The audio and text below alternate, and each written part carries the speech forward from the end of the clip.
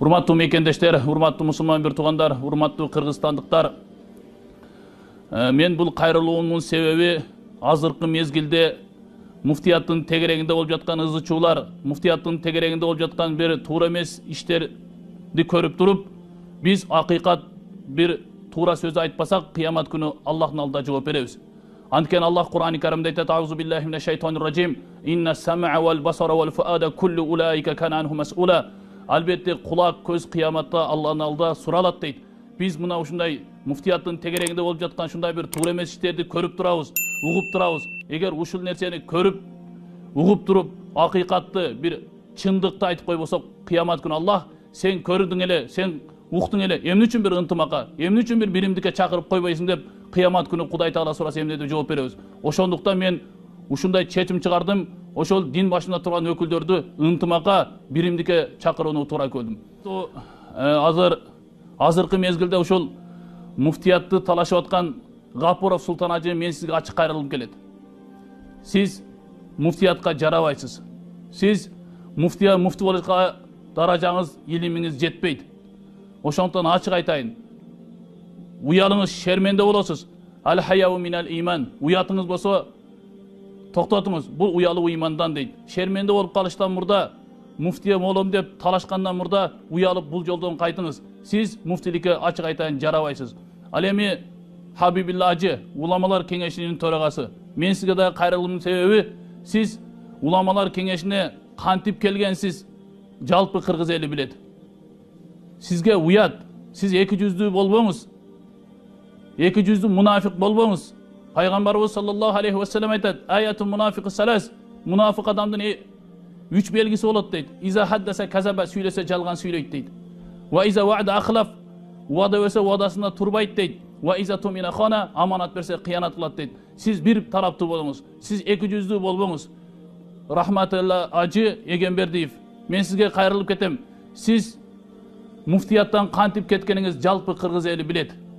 Уят, ушундай бир билимсиздердин артында туруп алып, ушундай бир билимсиз адамдарды ушул муфтиятка түрткөнүңүз бул уят нерсе. Эми бул нерсеге аралашпай койгонуңуз жакшы болот. Сиз муфтиликтен кантип кеткенсиз, ушундай бир шермендечилик менен кеткенсиз, эсиңиздин барда этеңиңизди жийип, ушундай билимсиз адамдардын артында туруп алып, мына ушундай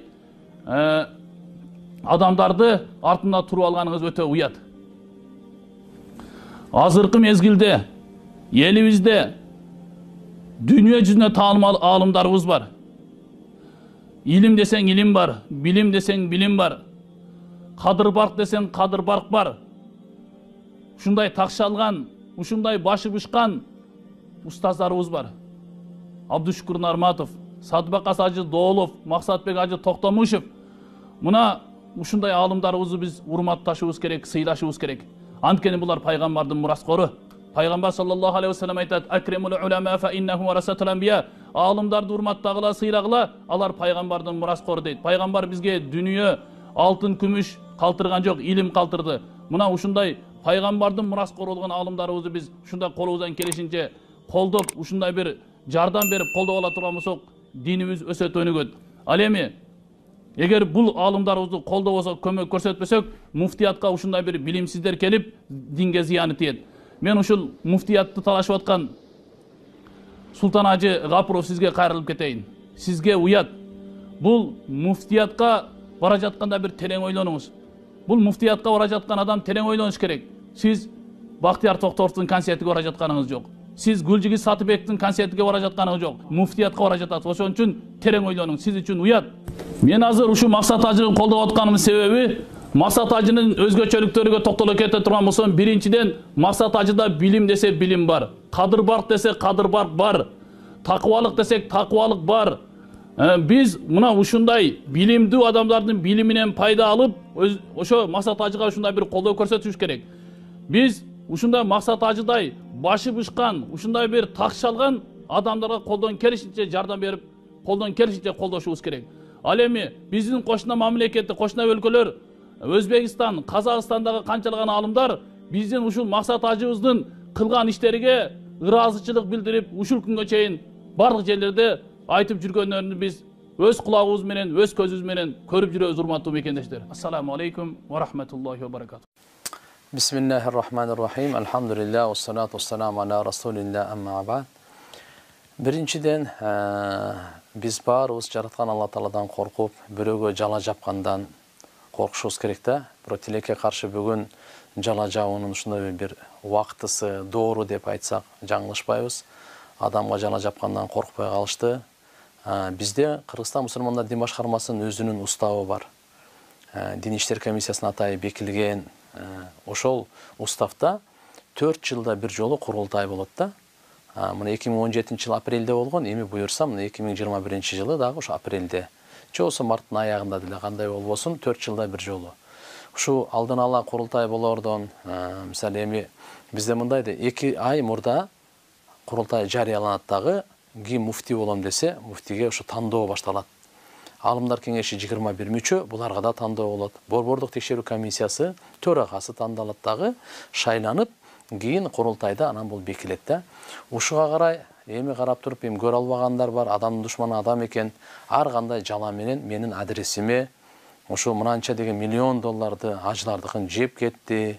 Мынча деген бир жерлерди мындай басып алды.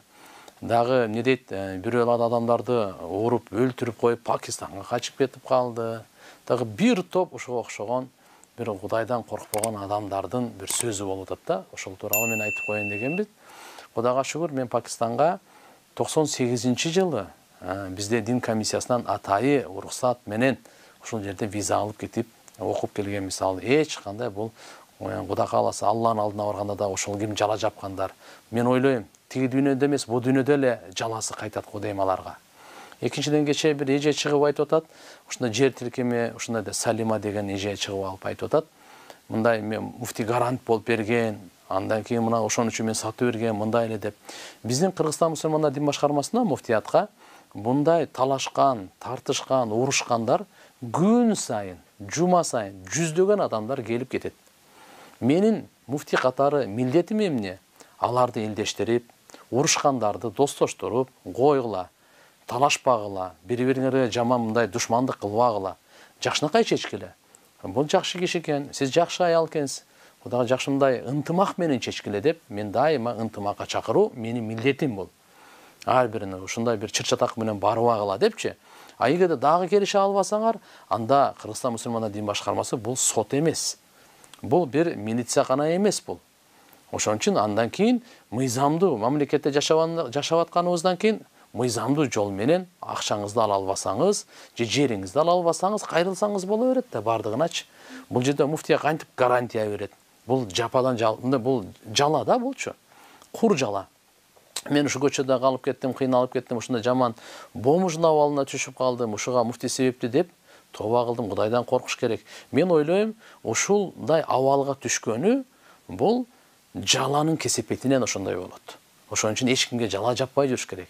Мен ошо Кочкор деген мырзага айткамын. Ушуну эже экен, сен жакшы адам экенсиң, жакшы эже экен, сен жерин кайтарып берип кой, же акчасын берип кой деп. Буларга мен башка эч кийгилишкен эмесмин. Эки эле жолу көргөмүн. Аны эми ушундай учурларда бул деле мен ойлойм, эжеге бирөө акча берип, өзү кыйналып жүрсө, каяктан акча төлөп чыгат эле ал. Ошон үчүн бирөөнүн заказын аткарып атат.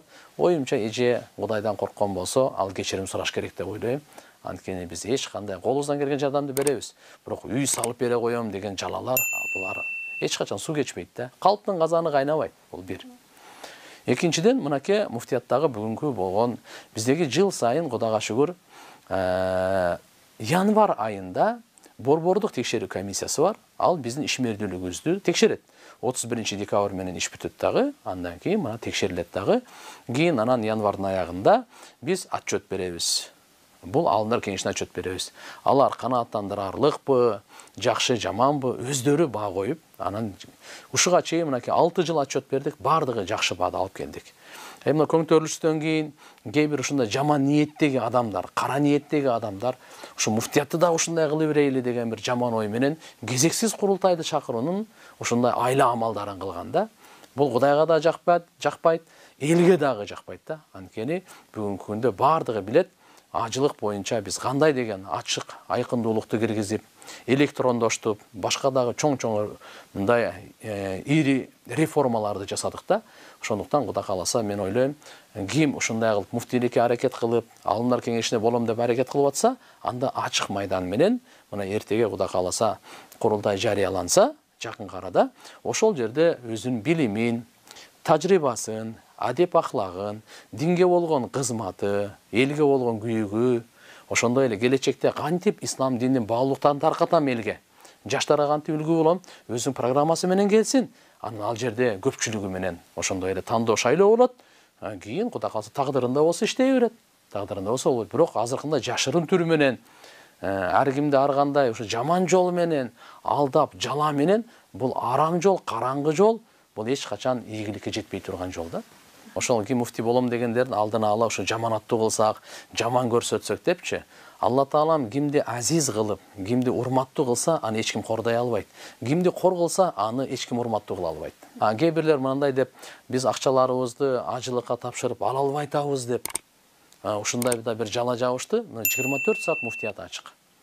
Бүгүнкү күнү мына 2500гө жакын ажылар акчасын алды. Мисалы ажылыкка пандемия болуп калбадыбы? Быйыл болобу азыр күмөн. Азыр ачык айкын мындай жооп келе элек. Бүгүн дагы мисалы 24 саат биздин муфтиятыбыз ачык. Ким кайсы ажы акчасын алам десе алып кете берет. Ажылардын акчасы жок болуп кетиптир, тигинтип кетиптир, 15 миллион доллар тияка жоголуп кетиптир деген бунун бардыгы жала. Ажылардын акчасы айтып коеюн, 1 сому дагы шайлоого иштетилген жок, 1 сому да урдалган жок. Бардыгы ордунда өзүнүн